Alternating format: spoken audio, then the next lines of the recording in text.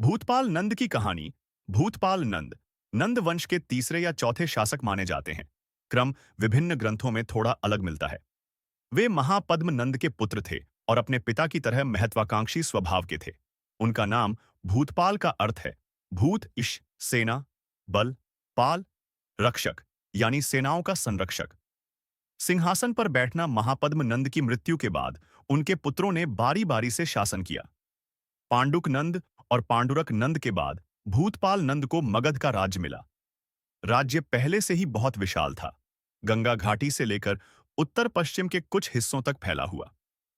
शासन और नीति। भूतपाल नंद युद्ध कला में माहिर थे, लेकिन प्रशासन में उतने सक्षम नहीं माने जाते। वे सेना को मजबूत करने में बहुत ध्यान देते थे।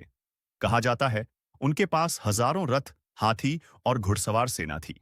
उन्होंने कर वसूली को और सख्त किया, जिससे खजाना तो भरता गया, लेकिन जनता में असंतोष भी बढ़ा। संघर्ष और विस्तार। कुछ लोक कथाओं के अनुसार भूतपाल नंद ने अपने शासनकाल में कलिंग, वर्तमान ओडिशा और अवध के कुछ हिस्सों में सैनिक अभियान चलाए। हालांकि इन युद्धों का परिणाम स्थायी विजय नहीं रहा, पर उन्होंने मगध की शक्ति का प्रदर्शन जरूर किया। विवाद और पतन। भूतपाल नंद का स्वभाव घमंडी और कठोर बताया जाता है।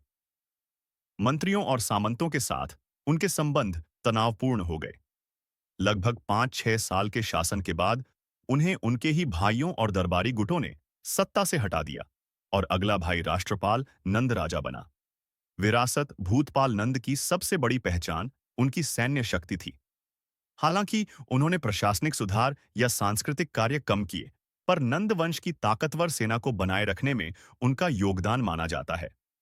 उनकी कठोर नीतियों ने नंद वंश के पतन की नींव में थोड़ा बहुत योगदान दिया, क्योंकि जनता का असंतोष बढ़ता गया।